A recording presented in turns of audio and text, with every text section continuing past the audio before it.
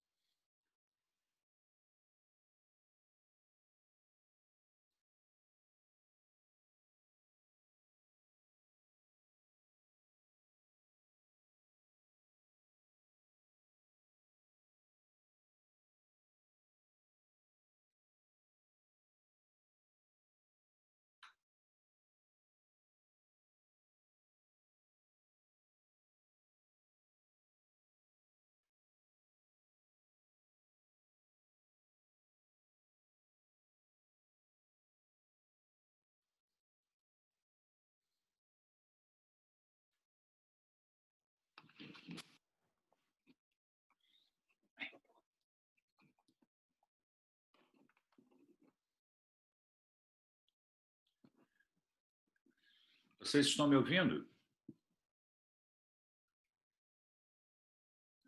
Tá. Boa tarde a todos, hein?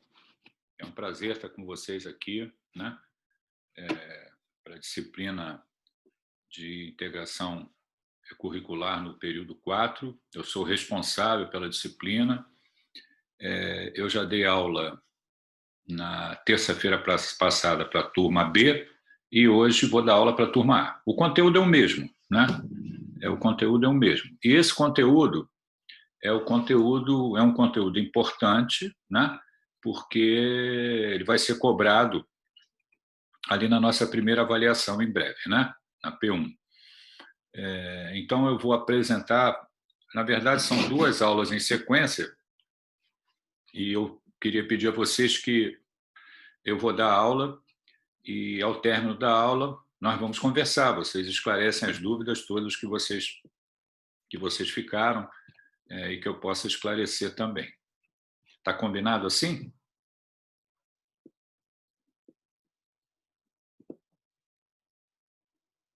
Tudo bem? Ok. Então, eu vou iniciar exatamente às 14h05, tá? Eu estou vendo aqui, nós temos 38 pessoas na sala, então nós já vamos começar já. É só 14h05 a gente começa. Eu vou compartilhar a tela com vocês e aí a gente dá aula.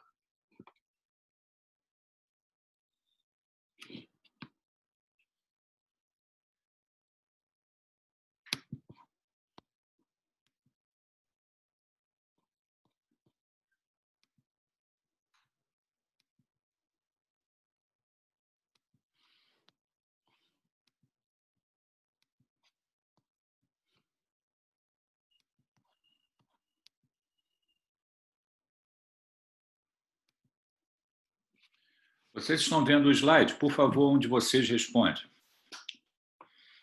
Sim, professor. Ok. Então, vamos lá, vamos começar. Esse é um caso clínico, e a partir desse caso clínico, nós vamos extrair um tema para discussão e a aula sequencial também tem relação com isso. Então, vamos lá. Eu vou ler o caso clínico para vocês, né? É um paciente de 72 anos, masculino, branco, aposentado, natural de Nova Iguaçu, história de diabetes, mellitus há 20 anos, sem outras comorbidades.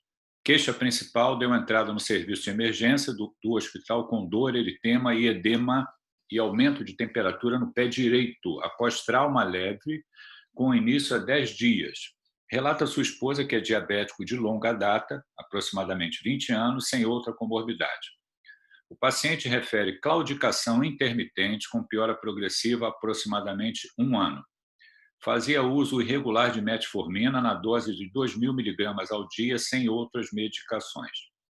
No exame físico, apresentava-se bom estado geral, afebril, com pressão arterial e frequência cardíaca normais.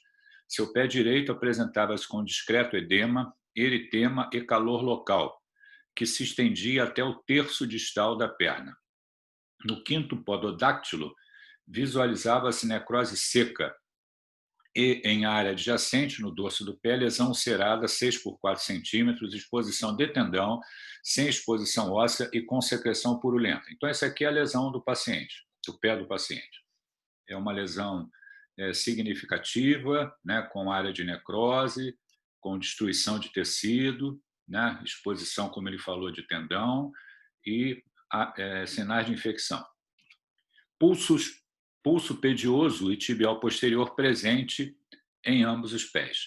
Na avaliação de outras complicações relacionadas ao diabetes mellitus, identificava a presença de retinopatia diabética não proliferativa moderada ao fundo de olho e teste do monofilamento 10 gramas com múltiplos erros bilateralmente.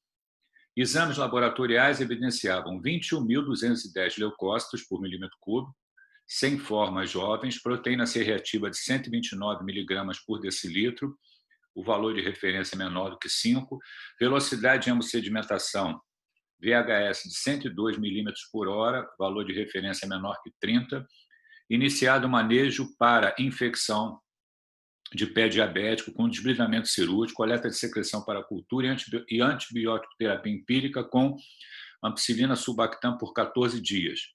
observando-se diminuição dos sinais flogísticos locais, mais permanência do VHS elevado superior a 120 milímetros por hora. Realizado a radiografia do pé direito, a qual novamente não apresentou alterações, devido à impressão clínica de osteomielite, reforçada pela presença de úlcera de grande área e VHS elevado, foi solicitado ressonância nuclear magnética do pé direito. O exame demonstrou, no quinto pododáctilo, hipossinal em T1, com brilho intenso após a ingestão do contraste de figura 2. Aqui a ressonância do paciente. Além de hipersinal em T2, achados compatíveis com osteomielite. Quer dizer, a ressonância confirmou o diagnóstico do envolvimento ósseo osteomielite. Nesse momento, realizou-se novo desbridamento cirúrgico, estendendo-se a antibioterapia para 6 semanas. Cultura evidenciou Escherichia coli sensível à ampicilina sulbactam. Na 4ª semana de tratamento, houve piora importante do aspecto da ferida, com aumento da necrose, presença de secreção purulenta esverdeada abundante, optado por novo desbridamento cirúrgico, onde foi constatado lojas abaixo da musculatura extensora da perna, que se estendia até o joelho. Solicitado Doppler fluxometria do membro que não constatou fluxo na artéria pediosa e diminuição significativa da artéria tibial posterior. Nesse momento, a equipe cirúrgica indicou a amputação do membro a nível da coxa, o que foi veementemente negado pelo paciente e corroborado pelos familiares que não autorizaram o procedimento. A equipe cirúrgica realizou desbridamento e curativo do membro. Durante a madrugada, a paciente apresentou episódio de hipotensão arterial não responsiva à reposição volêmica, sendo iniciado noradrenalina. Apresentou piora progressiva do quadro, evoluindo com SARA, insuficiência respiratória, e, a despeito do tratamento, evoluiu para o óbito. Então, nós temos aí um paciente diabético, né, idoso, que acabou fazendo uma lesão no pé. Essa lesão evoluiu com infecção, com piora progressiva, com necrose, com destruição ali de tecido mole, extensão para osso, né, levando a osteomielite. O doente não melhorou com as medidas que foram tomadas, né, o antibiótico, terapia, curativo, desbridamento. O laboratório também mostrando alterações sugestivas de uma infecção que não se resolveu, foi estendido por conta da osteomielite, antibiótico, terapia. Apesar disso, não melhorou. A equipe conversou com o doente a respeito de amputação, tanto o doente quanto a família do paciente recusaram o procedimento. O doente agravou o quadro clínico e evoluiu para o óbito. Então, vários itens podem ser discutidos, né? Vários aspectos podem ser discutidos em relação à evolução desse doente. Hoje, né, nós vamos falar sobre a doença de base dele, que é o diabetes, né?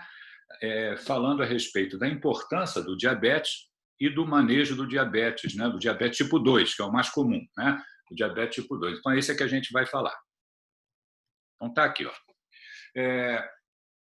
Vamos lá falar um pouco sobre a importância do diabetes e para que isso possa ser colocado também olhando aspecto de saúde pública. A nossa Constituição criou o SUS, né, Sistema Único de Saúde, em 1988, depois foi regulamentado em 1990. Né? Esse conceito de saúde pública, né, que é uma ciência e uma arte de prevenir a doença, prolongar a vida e promover a saúde através de esforço organizado da sociedade, isso já remonta muitos anos, muitas décadas, né? E aqui tem o autor chamado Charles Winslow, que publicou essa definição em 1920, né? Do século passado, em 1920. Então, é um conceito que já está bastante colocado para todas as pessoas, a importância da saúde pública para a população.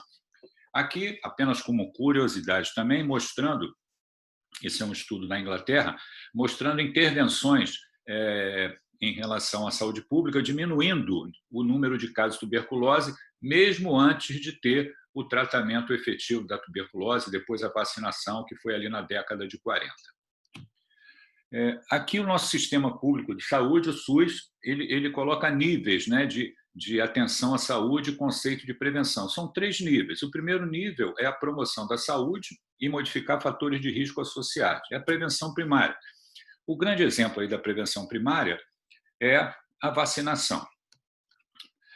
O segundo item, né, é o tratamento dos casos, a prevenção secundária. Quer dizer, eu fiz o diagnóstico, estou tratando o doente para impedir que complicações ocorram. O terceiro item, prevenção terciária, reabilitação, é quando esse doente complica, interna no hospital, uma série de procedimentos tem que ser feitos, né?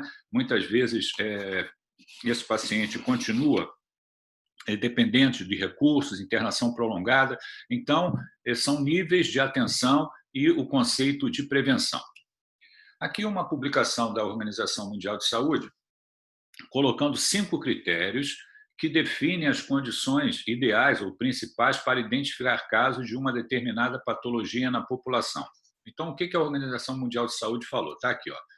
A doença é um importante problema de saúde pública, existe um estágio inicial, período ou fase assintomática, existe um teste de screening aceitável, existe uma forma de tratamento aceitável e possível de ser feito, e o tratamento inicial durante o estágio assintomático melhora o prognóstico a longo prazo. Nós vamos ver que o diabetes se encaixa aí em cada um desses itens, e é isso que a gente vai fazer agora. A primeira a doença é um importante problema de saúde pública, né? O diabetes mellitus, né? É o diabetes mellitus tipo 2, que é a forma... nós já vamos falar sobre o tipo de diabetes. O mais comum é o diabetes tipo 2, a forma adulta da doença. É uma das maiores causas de doença e morte no mundo. E a prevalência global continua a aumentar. Então, é um número muito grande de pessoas que têm o diagnóstico de diabetes. E o diabetes é colocado como uma causa principal de morte no mundo. Aqui falando a respeito, é um artigo que fala a respeito da epidemiologia e fala que nós vamos ter um acréscimo do número de casos nas próximas décadas, né? Vejam que, se as tendências atuais persistirem, o número de pessoas com diabetes foi projetado para ser superior a 642 milhões em 2040. Aqui, cerca de 75% dos casos são em países em desenvolvimento, que é o nosso caso, nos quais deverá ocorrer um maior aumento de número de casos de diabetes nas próximas décadas. Então, essa tabela aqui, ó, temos aqui os países, vejam onde o Brasil está colocado ali em 2015. São 14,3 milhões de pessoas com diagnóstico de diabetes. Então, são milhões de pessoas no Brasil que têm o diagnóstico de diabetes. Isso projetado para 2040, vocês vejam que nós vamos chegar a 23,3 milhões de casos de diabetes. É um número muito grande de pessoas na nossa população que têm o diagnóstico de diabetes e essas pessoas precisam ter acesso aos serviços de saúde para poderem ser tratadas, né? Aqui, uma outra tabela, um outro slide mostrando a importância do diabetes como uma causa principal de óbitos. Dentro das principais causas de óbitos, vejam ali, no mundo, nos países envolvidos, nos países de primeiro mundo, o diabetes está sempre colocado ali dentro das 10 primeiras causas de morte, tanto no mundo quanto nos países, e o Brasil não foge disso. No nosso sistema público de saúde, no SUS, o diabetes acaba impactando em vários aspectos, né? Mortalidade alta, como eu acabei de falar, internações frequentes, é uma causa principal de cegueira, por conta exatamente da retinopatia diabética, é uma causa de doença renal crônica, colocando os doentes em programa de diálise, é uma causa principal de morte por acidente vascular encefálico, por doença coronariana, infarto agudo do miocárdio, é a principal causa de amputações não traumáticas, que é exatamente o nosso caso ali, né? Só que o doente e a família se recusou a fazer a amputação. E isso representa um custo alto para toda a sociedade. Nós pagamos os nossos impostos e os nossos impostos são direcionados para a área de saúde, que é uma área importantíssima, né? Para cuidar das pessoas, poder tratar pessoas. Do ponto de vista lógico, seria muito mais interessante que eu investisse em fazer o diagnóstico precoce, tratar essas pessoas, na verdade, para tentar impedir que elas evoluam com as complicações, evoluam para internações frequentes, tenham mortes, né, precoces por conta de uma doença não tratada e doenças que coexistem com o diagnóstico de diabetes mellitus. A gente já vai ver isso também. qual a prevalência do diabetes, quais são os fatores associados. Aqui é um artigo que fala sobre isso, prevalência de diabetes e fatores associados na população brasileira. O que esse artigo fez? Ele estudou uma população onde ele fez contato por telefone e perguntou, dentre essas pessoas, quem tinha o diagnóstico de diabetes mellitus. Então, é um inquérito populacional onde eu pergunto se quem já tem o diagnóstico de diabetes mellitus. Quando eu faço esse tipo de pergunta, esse questionamento, e as pessoas dizem para o entrevistador, para o pesquisador, não, eu tenho diabetes mellitus, eu acompanho, não acompanho, eu trato, eu não trato. Na verdade, nós estamos estudando a prevalência do diabetes. Então, prevalência é o número de casos em uma determinada população, de uma determinada patologia, a gente está falando de diabetes, dentro da população de pessoas que já têm o diagnóstico de diabetes. Os casos novos de diabetes, que eu vou descobrir mais adiante, isso se chama incidência. Então, existe ali uma diferença entre prevalência e do que é prevalência e do que é incidência. Esse artigo está falando de prevalência, são pessoas que já possuem o diagnóstico de diabetes mellitus. E eles observaram a coexistência, né, ou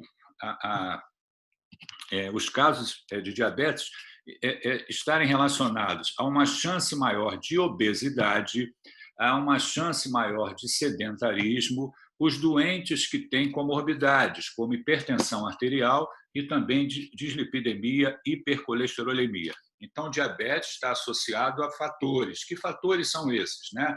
Obesidade, sedentarismo, hipertensão arterial, dislipidemia, essas patologias, essas alterações, elas caminham junto com o diabetes e colaboram para agravamento do quadro, colaboram para uma mortalidade maior. Esse aqui é o resumo do trabalho, mostrando que a prevalência do diabetes mellitus no Brasil, nesse trabalho, foi 7,5%. Né? Então, nós já vimos os milhões de casos, isso representa em torno de 7,5% da população. O aumento da prevalência do diabetes está associado a diversos fatores, como rápida urbanização, transição epidemiológica, transição nutricional, maior frequência de estilo de vida sedentário, maior frequência de excesso de peso, crescimento e envelhecimento populacional, as pessoas estão vivendo mais, né? E também maior sobrevida dos pacientes com diabetes, que, na verdade, quando o diagnóstico é feito, eles se tratam e, naturalmente, vão ter uma sobrevida maior. O segundo critério é que existe um estágio inicial, período ou fase assintomática. Isso também ocorre com o diabetes, né? Muitas vezes o paciente não faz o diagnóstico, né? Existe um período assintomático relativamente longo. Aqui é um atlas que fala sobre diabetes no Brasil, mostrando que na América Latina 40% das pessoas com diabetes não sabem que têm a doença, porque nunca procuraram um médico, nunca fizeram exame, nunca tiveram oportunidade de ter acesso ao serviço de saúde e, portanto, o diagnóstico não foi feito. Então, tem um período ali onde o paciente fica assintomático e, portanto, não procura o sistema de saúde e também o diagnóstico não é feito, né? Como identificar os casos de diabetes mellitus, né? Como é que eu posso melhorar a minha performance, né? Se eu estou raciocinando como saúde pública, para identificar os casos de diabetes mellitus. Aqui, para pessoas com mais de 40, igual ou mais de 45 anos, a recomendação é para rastreamento de diabetes mellitus em indivíduos assintomáticos. Então, vai fazer a avaliação de parâmetros que a gente já vai falar sobre isso. Para pessoas com idade menor do que 45 anos, sugere-se rastreamento do diabetes mellitus tipo 2 em indivíduos com sobrepeso ou obesidade e que apresentam mais de um fator de risco para diabetes entre os seguintes. Então, a pessoa tem menos de 45 anos, tem sobrepeso ou obeso, eu já vou falar sobre isso também, e apresenta mais de um fator, eu tenho que rastrear para a possibilidade de diabetes mellitus. Quais são esses fatores, né? O paciente que tem o diagnóstico de pré-diabetes, a gente já vai falar sobre isso também adiante, história familiar de diabetes, parente de primeiro grau. Aqui está falando de raça também, porque isso aqui é pelo ADA americano, né? Mulheres com diagnóstico prévio de diabetes mellitus gestacional, história de doença cardiovascular, hipertensão arterial, dislipidemia, Então, tem uma série de alterações que fazem com que aquela pessoa precise ser rastreada, porque existe um risco maior dessa pessoa ter o diagnóstico de diabetes e ela precisa ter essa informação. Um outro dado a ser colocado dentro daqueles 5 critérios é que existe um teste de screening aceitável. Isso também é verdade para o diabetes, né? E a gente utiliza isso para fazer o diagnóstico de diabetes. Está ali, glicemia de jejum, ou teste de tolerância à glicose, ou hemoglobina glicada. Ali estão os parâmetros que nós utilizamos para fazer o diagnóstico de diabetes mellitus, né? Uma glicemia de jejum igual a maior a 126, um teste de tolerância à glicose com a glicemia maior de 200 miligramas por decilitro, ou hemoglobina glicada igual a maior a 6,5%. Aqui, como a gente classifica os diabetes, classicamente, nós vamos nos referir a 2 tipos. Diabetes tipo 1, que é o da infância, onde você tem a presença de autoimunidade, você tem destruição da célula beta-pancreática, que leva a uma deficiência absoluta, né, da produção de insulina, e normalmente esses doentes que têm o diagnóstico de diabetes tipo 1 são pacientes dependentes de insulina. E o diabetes tipo 2? O diabetes tipo 2 é o mais comum. Mais de 90% dos casos são de diabetes tipo 2, a apresentação na idade adulta, né?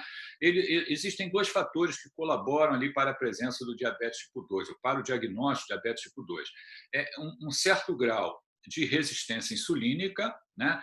E também uma deficiência secretora da produção de insulina pelo pâncreas. Então, eu tenho 2 fatores, né? Eu tenho ali a resistência insulínica e eu tenho o déficit de produção também pancreático da insulina pela célula beta. Então, eu tenho tipo 1 e tipo 2. O nosso paciente, que a gente acabou de mostrar, né, a evolução dele, ele se encaixa ali no paciente com diabetes mellitus tipo 2. Um outro critério, o tratamento inicial durante o estágio assintomático melhora o prognóstico a longo prazo. Então, isso é importantíssimo, né? Que o diagnóstico seja feito, medidas sejam tomadas, que esse paciente possa ter acesso ao serviço de saúde, porque isso melhora o prognóstico desse paciente a longo prazo. Isso é válido para o diabetes, né? Intervenções para o pré-diabetes podem prevenir ou adiar o desenvolvimento, o início da doença.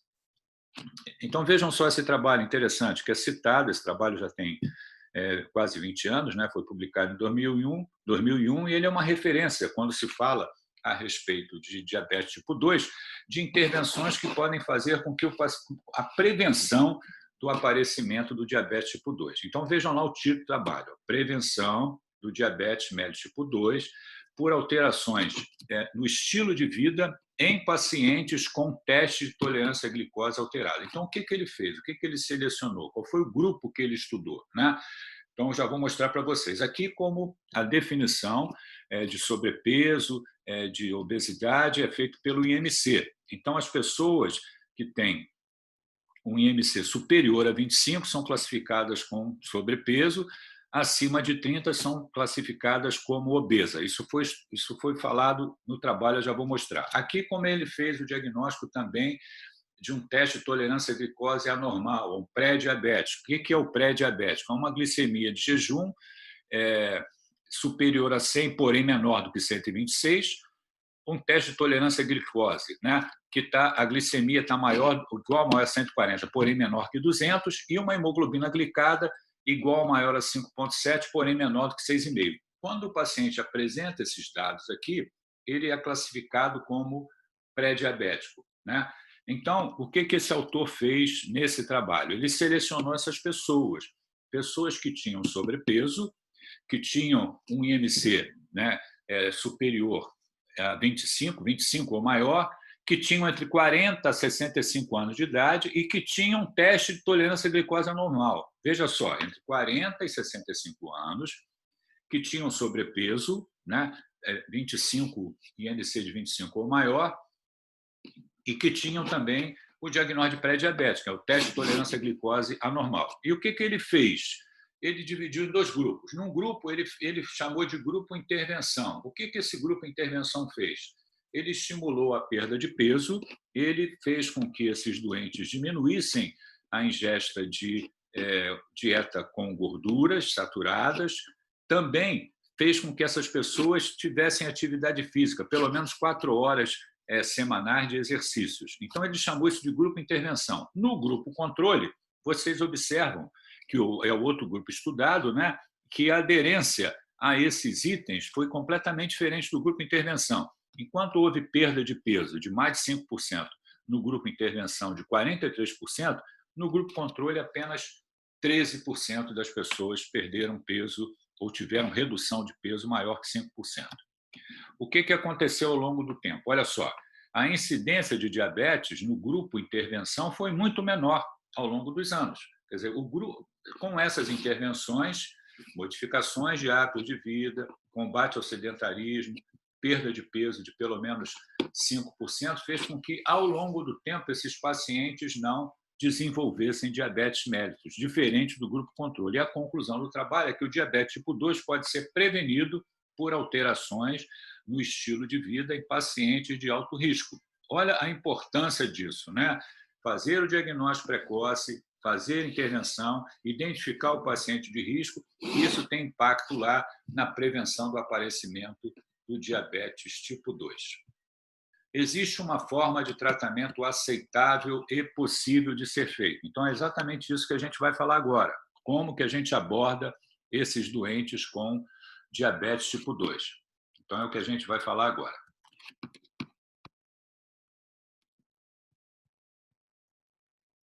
Aqui. O uso racional das intervenções terapêuticas no diabetes tipo 2. Então, como é que a gente aborda esses doentes? Vocês viram lá que o nosso paciente ele fazia uso já há bastante tempo, até irregular, colocado dessa maneira, lá da metformina, né? Então, aonde entra a metformina nessa história? A gente vai chamar isso de terapias bem validadas, né? Primeira atitude, modificação de hábitos de vida. Então, olha só, eu estou atuando agora no paciente com diabetes tipo 2. Eu fiz o diagnóstico de diabetes tipo 2. O que eu vou fazer? Primeira atitude, modificações dos hábitos de vida. De que consiste isso, Afonso? Dieta apropriada, no paciente com sobrepeso ou obeso, perda de peso e atividade física regular, que é o combate ao sedentarismo. Então, são 3 itens. Modificação na dieta, no paciente obeso ou com sobrepeso, perda de peso e atividade física regular. Lembra vocês que aqui a dieta que o paciente vai fazer uso, né, distribuir as calorias da seguinte forma. Ali tem em relação aos carboidratos, as gorduras e as proteínas. E lembra vocês que a gente deve sempre contar com uma profissional, né, que atua na área, que é da área de saúde, atua junto com a gente, que é a nutricionista, né, que é uma profissional capacitada para poder orientar a dieta do paciente, a melhor forma e distribuir as calorias de acordo ali para que ele possa receber a dieta de maneira adequada. Ok? Então, o médico vai trabalhar, pode ser que algum de vocês mais adiante queira fazer clínica médica, queira fazer endocrinologia, queira fazer nutrologia, sem problema, são especialidades muito bacanas. Mas a gente vai ter sempre o apoio, a gente vai ter sempre o trabalho conjunto com uma outra profissional nesse aspecto em relação à nutrição, que é a nutricionista. O objetivo dessas mudanças do estilo de vida é reforçar, né, as mudanças do hábito de vida em toda a consulta. Quer dizer, o doente veio para a consulta, nós vamos conversar como que ele está se alimentando, se ele está fazendo exercício, né, regular, como que isso está sendo feito. Checar a hemoglobina glicosilada a cada 3 meses até que ela esteja menor do que 7%, e então a cada 6 meses. As intervenções devem ser modificadas se a hemoglobina glicosilada é igual ou superior a 7. Significa que o que eu estou fazendo não está adiantando direito, né? Problemas a administrar.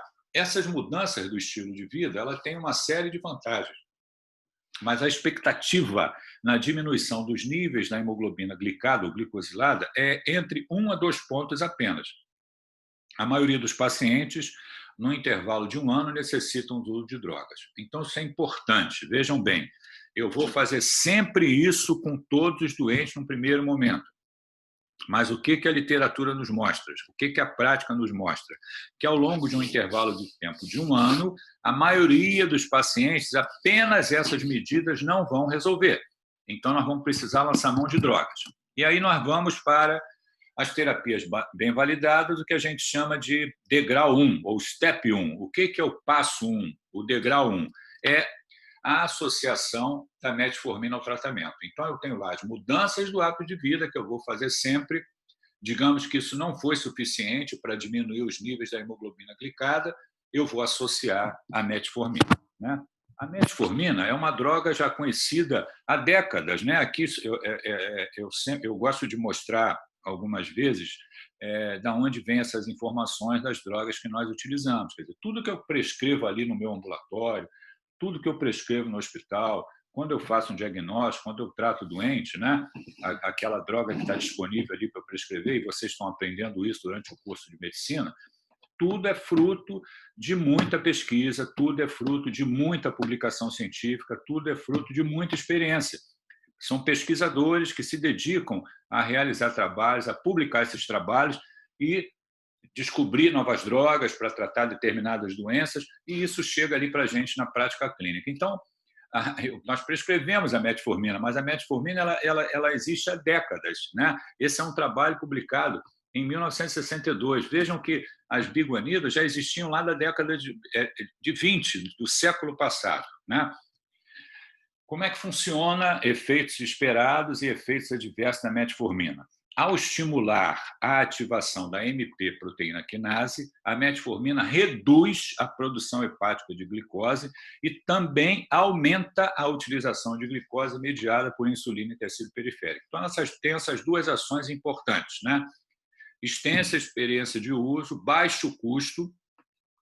Outro item importante, não causa ganho de peso e pode resultar em leve perda de peso. Raramente causa hipoglicemia, melhora o perfil lipídico, diminui eventos cardiovasculares. Efeitos adversos no trato gastrointestinal podem ocorrer, especialmente em terapia com doses altas. Risco de acidose lática em paciente renal. Então, se o doente tem doença renal crônica, clearance de creatinina diminuído, não é um doente bom para fazer uso da metformina, porque pode levar à acidose lática. Então, esse é o degrau 1. Digamos que o meu doente, eu estou agindo dessa maneira e o doente não diminuiu de maneira esperada a hemoglobina glicada. Está ali, ó, diminuição esperada da hemoglobina glicada, glicosilada, 1 a 2%. Caso o resultado não seja obtido, né, nós vamos para o passo 2, ou step 2. O que é o step 2? O step 2 são duas alternativas, tem o 2.1 e o 2.2. O que é o 2.1? É eu associar uma outra droga ao paciente que já está usando metformina, mais mudança no estilo de vida, que no caso é a sulfonilureia. A sulfonilureia é uma droga hipoglicemiante que também já existe há décadas, né? Aqui é uma publicação da década de 50 do século passado, falando do uso ali da sulfonilureia, né? As sulfonilureias, como que elas funcionam? Elas estimulam a liberação de insulina através do fechamento de canais específicos de potássio nas células beta-pancreáticas. Na verdade, estimulam a nível pancreático, através desse mecanismo, né, fechamento de canais específicos de potássio, a liberação de insulina. Existe experiência extensa, custo baixo e seu uso é associado com moderado ganho de peso e risco de hipoglicemia. A diminuição esperada da hemoglobina glicosilada é de 1 a 1,5%. Então, esse é o passo 2.1. O que então, digamos que eu não consegui ou tenho essa alternativa, caso eu queira, step 2.2, né? Eu posso utilizar o 2.1 ou o 2.2, é indiferente. O que é o 2.2? É a associação de insulina ao tratamento. Quer dizer, o meu paciente com... Professor. Pode falar. Desculpe interromper, você poderia falar só um pouquinho mais devagar? Lógico. Eu estou falando muito rápido? Obrigado. Olha só. Então, eu vou voltar aqui. Eu tenho o passo 2.1, onde eu tenho o meu doente está usando metformina e mudança do estilo de vida, e ele não diminuiu, não controlou a glicemia, ele não diminuiu os níveis de hemoglobina glicada para a faixa, para o alvo terapêutico. Então, o que eu vou fazer? Eu vou associar uma outra droga. Que droga eu posso utilizar? Eu posso tanto utilizar o STEP 2.1 quanto o 2.2. O 2.1 é a associação de uma outra droga oral, que é a classe das sulfonilureias, que eu acabei de falar como funciona. Esse é o 2.1. E o STEP 2.2 é o quê? É manter lá a metformina com a mudança no estilo de vida e associar a insulina a esse esquema. Então, a insulina mais a metformina, mais mudança do estilo de vida. A insulina também já existe há muitos anos, né? Aqui só uma curiosidade da década de 20 do século passado. Aqui, como a insulina funciona, né? São várias ações dentro da nossa fisiologia de como a insulina funciona, né? Ligando-se ali aos receptores da tirosina-quinase, tendo as várias funções de crescimento, expressão do genes, a síntese de glicose, glicogênio a nível hepático, estímulo ali à reserva de gordura, né? Como hormônio anabólico, a síntese de proteína e a abertura dos canais transportadores de glicose para que a glicose entre na célula lá e cumpra a sua função de ser metabolizada, né, via glicolítica para a produção de energia, ATP, que é como nós estamos aqui no metabolismo oxidativo, dependente de glicose, de oxigênio, glicose e oxigênio, produção de energia, ATP, a gente está vivo conversando aqui. Então, esse é um papel importantíssimo da insulina e o meu paciente com diabetes mellitus tipo 2, ele, num primeiro momento, ele vai ser manuseado com a primeira droga a ser prescrita para esse doente vai ser a metformina. Dependendo da evolução dele, eu posso associar a mudança no estilo de vida, primeiro, digamos que não deu certo, a primeira droga a ser administrada vai ser a metformina. Não consegui controlar a glicemia, não consegui diminuir a hemoglobina glicada, eu tenho duas alternativas, a associação da sulfonilureia ou a associação de insulina, que é o que a gente está falando agora, né?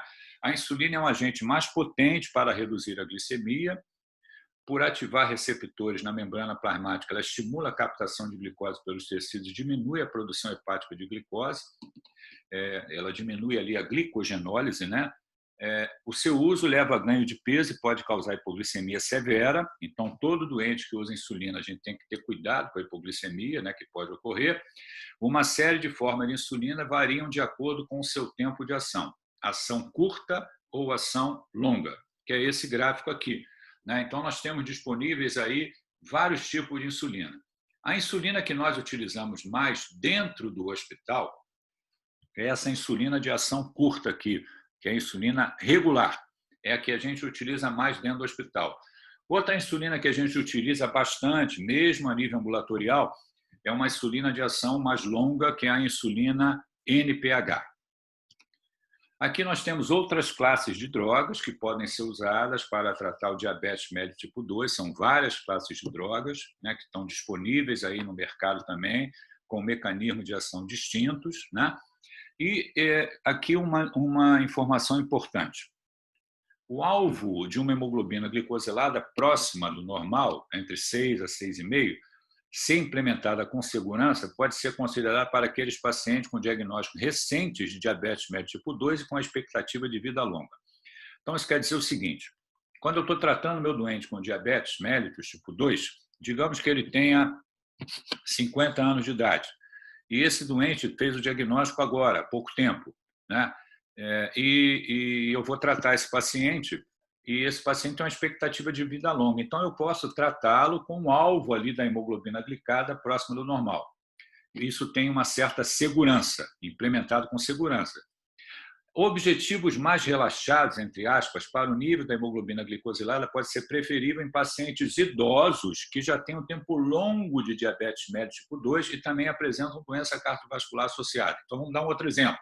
É um paciente que tem 80 anos de idade, tem diabetes tipo 2, tem cardiopatia severa. Eu vou também tratar o diabetes desse doente, mas o meu alvo da hemoglobina glicosilada não precisa ser aquele próximo do normal. Por quê? Porque senão esse doente tem um risco grande de fazer hipoglicemia.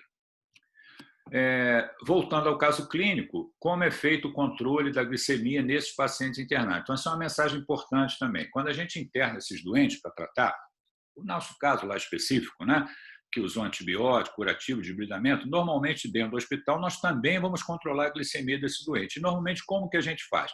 A gente suspende as drogas que ele estava usando anteriormente, no caso lá era metformina, e dentro do hospital, normalmente a gente vai fazer o controle da glicemia através da glicemia capilar e uso da insulina regular subcutânea a cada 4 horas. Então, isso é muito comum dentro do hospital. A gente internou, o que ele estava fazendo a nível em casa, ambulatorial, vou suspender, e agora dentro do hospital ele vai usar insulina regular subcutânea de acordo com a glicemia capilar para controle da sua glicemia.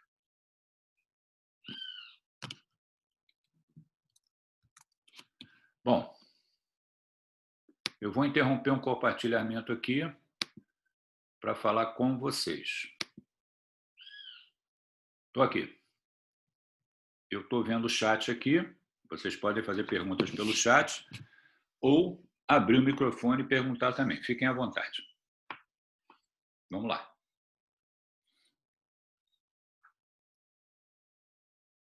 O que nós falamos? Nós falamos da importância do diabetes, né? De vários pontos, né, que são salientados em relação ao diabetes, né? A importância como causa de óbito, a importância em relação às internações com frequência, custo alto para a sociedade, causa de cegueira, amputação não traumática. Então, o quanto é importante fazer o diagnóstico precoce e tratar, né? E depois, no caso do diabetes, falamos dos dois tipos de diabetes, o mais comum, diabetes tipo 2, mais de 90% dos casos. Como é que a gente aborda esse doente? Mudança do estilo de vida e uma droga a ser prescrita, caso isso ocorra, né, de não controlar a hemoglobina glicosilada, o que é frequente, né, só com isso, só com as mudanças no estilo de vida, a gente muitas vezes não consegue no intervalo de um ano. A primeira droga é a metformina. Se eu não conseguir de controlar a glicemia, a hemoglobina glicada, eu vou associar um outro item, que é o STEP 2, que pode ser a associação da sulfonilureia, 2.1, ou pode ser a associação de insulina junto com a metformina e a mudança do estilo de vida.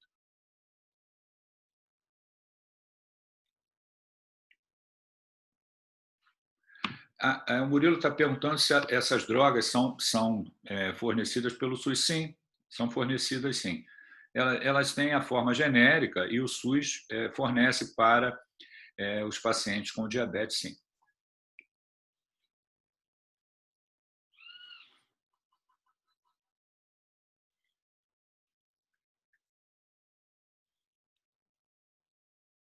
Vamos lá.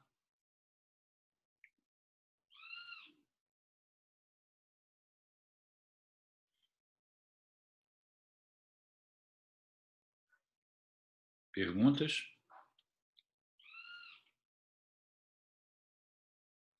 Você pode ter também drogas que atuam. Deixa eu mostrar para você aqui. Essa droga aqui, talvez você que esteja se referindo aqui. Ó. Eu passei rápido porque não é o objetivo da aula, mas está aqui. Ó. O que você está perguntando está aqui. Aqui tem uma lista de drogas. Olha, ó, sequestrante de ácido biliar e várias outras drogas que podem ser utilizadas também para tratar o diabetes tipo 2. As melhores validadas são essas que eu mostrei, são as mais comumente prescritas. Ok? Mas tem várias classes de drogas.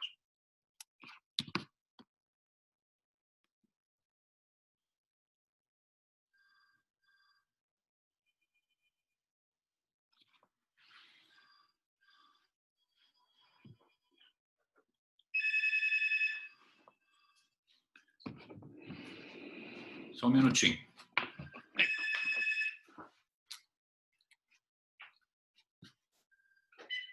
Alô? Alô?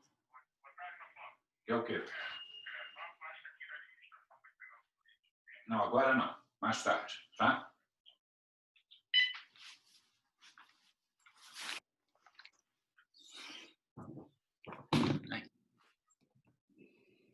Aqui tem uma pergunta de Guilherme, no STEP 2.2, se eu poderia entrar com análogo do receptor GLP-1 ao invés da insulina? Pode. É possível ser feito, sim.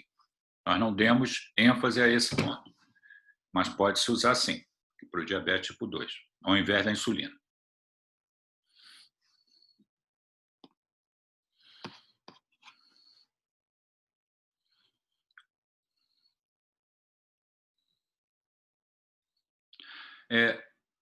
A Mila está perguntando se em pacientes com intolerância ao teste da glicose, pré-diabetes, já é indicado o uso da metformina.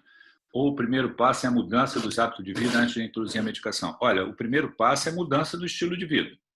É combate ao sedentarismo, modificação da dieta e no doente com sobrepeso, diminuição de peso. É sempre feito dessa maneira. Caso isso não obtenha resultado, né, você poderia, tem pessoas que prescrevem a metformina para esse modelo de paciente. Eu estou falando do uso da metformina para tratamento do diabetes tipo 2.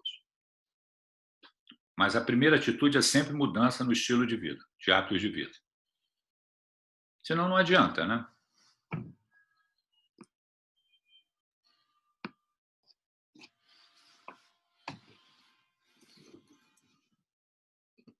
Mais perguntas?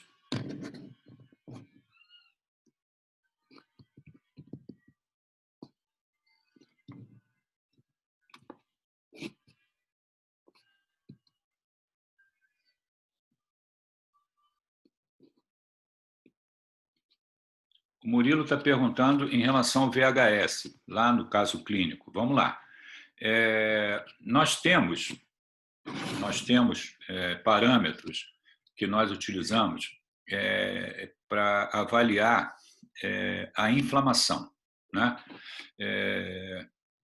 Então, se o doente tem infecção, ele tem inflamação. E nós usamos parâmetros para avaliar a intensidade dessa inflamação, né? Você observe lá no caso clínico que tem lá leucocitose, né, com desvio, né? Isso é frequente quando você tem uma infecção bacteriana. Aumento lá do número de leucócitos, neutrófilos e presença de forma jovem. Então, isso é o comum, né? Leucocitose com bastões aumentados. Além disso, eu posso também usar a avaliação de um outro marcador para avaliar que ele está elevado quando eu tenho um quadro inflamatório. O mais utilizado é a proteína C reativa, né? Proteína C reativa. E vocês viram lá que foi dosada a proteína C reativa, que estava alta também. Um outro marcador para avaliar a atividade inflamatória, que nós utilizamos também, não tanto a infecção, mas foi mostrada a importância nesse caso, né? Que é o VHS, né? Velocidade de hemossedimentação. Quando eu tenho uma velocidade de hemossedimentação elevada, isso fala a favor da presença de um processo inflamatório. O que nós fazemos na prática clínica? Muitas vezes a gente faz o diagnóstico, faz os exames, detecta lá as anormalidades, está com a proteína C elevada, está com o VHS elevado, eu trato o doente melhora. O que vai acontecer com esses parâmetros? Eles vão diminuir. Então, eu posso utilizar esses parâmetros tanto para me ajudar a fazer o diagnóstico, e aí está se falando de sensibilidade e especificidade, né? É muito sensível e pouco específico, porque outras patologias inflamatórias também elevam esses biomarcadores, né? E a velocidade de hemossedimentação. E também posso utilizar para acompanhamento. Na medida em que eu trato o meu doente, o que eu espero se ele melhore? É que o hemograma melhore, o desvio melhore, a proteína C reativa diminua e o VHS também diminua. O que aconteceu no nosso caso? Ali tem uma pegadinha, né? A radiologia ela não é muito boa para fazer diagnóstico de osteomielite. Por isso é que se lançou mão da ressonância. E o que chamou a atenção deles foi que eles trataram o doente aparentemente melhorou, mas a velocidade de hemossedimentação continuou superior a 100. Quer dizer, se eu tenho uma velocidade de hemossedimentação superior a 100, a 120, como estava lá, significa que tem alguma coisa errada que está escondida que eu não estou vendo. O que estava ali ao final da história? Qual é o motivo, ou qual foi o motivo da permanência do VHS elevado? A presença do osteomielite. Não era apenas uma infecção cutânea, era uma infecção óssea. Ok? Entendeu, Murilo? Então é importante que a gente faça o diagnóstico, que a gente tenha esses parâmetros e a gente observe qual é a evolução deles. Tá? Podem perguntar mais. Vamos lá. Eu trabalhei a minha vida inteira em CTI. Eu sou intensivista, né? Eu gosto de clínica médica, estudo clínica médica, porque para a gente conversar sobre medicina em adulto tem que saber clínica médica, né? Então eu gosto de clínica médica. A minha formação foi em clínica médica. Eu fiz residência de clínica médica e me dediquei a atender doente grave, trabalhar com doente grave. Então, se eu fosse falar daquilo que eu, digamos assim, vi a minha vida inteira, eu ia falar das duas últimas linhas. O paciente evoluiu com choque séptico, precisou de noradrenalina, evoluiu com SARA, fez insuficiência respiratória. Esse é o meu dia a dia. Esse é o modelo de doente dentro do CTI. Doente grave, tentando ali salvar a vida do doente, né? O doente dentro do CTI. Mas, para o doente chegar ali, várias coisas aconteceram que precisam ser explicadas, né? O CTI está vendo um momento ali que o doente está grave e o intensivista vai entrar para salvar a vida dele, utilizar as medidas necessárias, né? Mas a base clínica, a formação de clínica médica, ela é importantíssima, até para você entender tudo que está acontecendo com o doente, né? Senão você não consegue resolver as coisas de forma correta.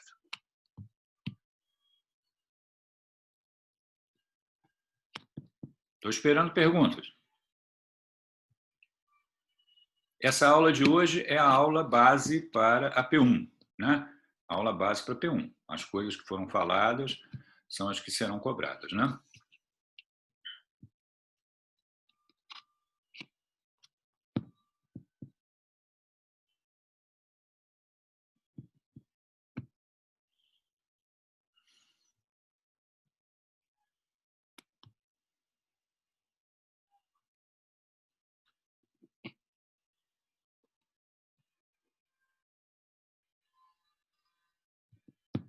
As perguntas?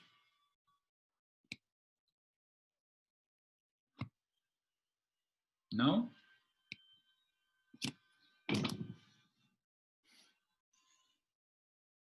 Ok, Ana. Obrigado.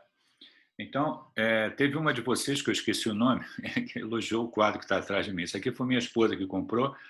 É um artista aí que faz quadro, que pinta. Se algum de vocês, se ela quiser o telefone, eu peço à minha esposa em outra aula, quando ela me pedir, eu dou o telefone para ligar. Não é caro, mas é uma pessoa que faz isso, vive disso, né?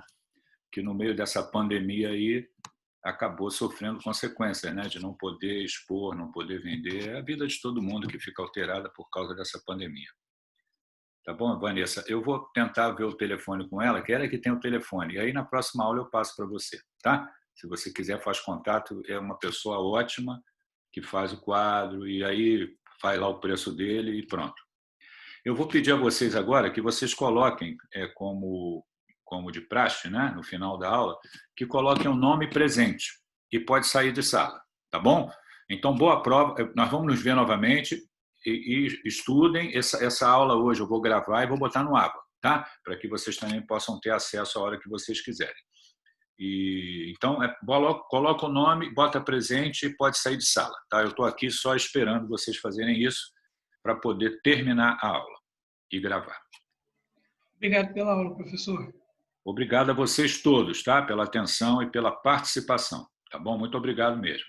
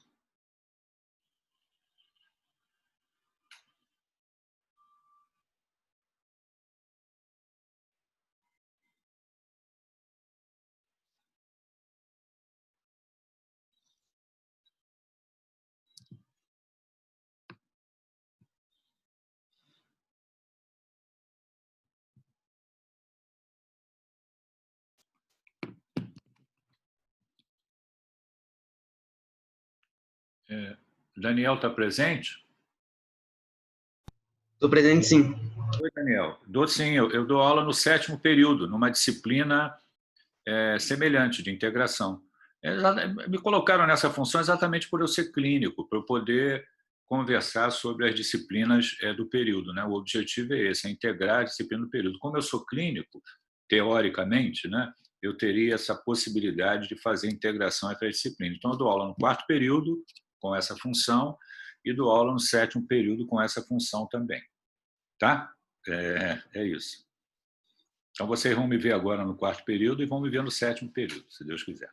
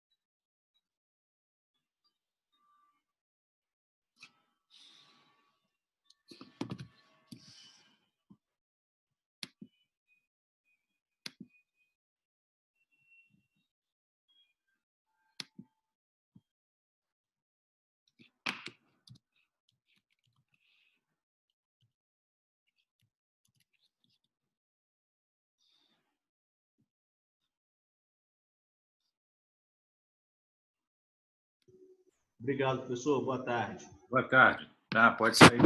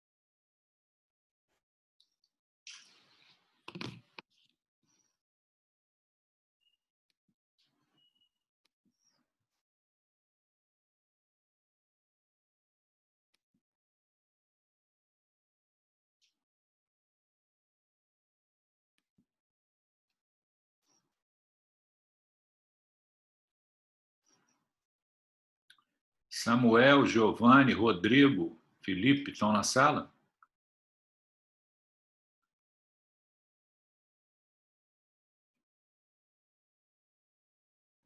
Oi, professor, eu tô sim, é o Rodrigo. É que eu tô... Oi? É que eu preciso encerrar, está gravando, aí eu preciso que você saia. Ah, tá, tudo bem. Obrigado, tá? De nada, professor. É que a minha internet tá com problema, eu tava precisando o técnico tava tentando me ajudar pelo Zoom, porque a aula não tava rodando. Ah, tá bom. Aí ele tava me ajudando. Mas eu vou sair aqui. Obrigado, professor. Tchau. Eu vou fechar agora, tá? Obrigado a vocês, tá? Um abraço.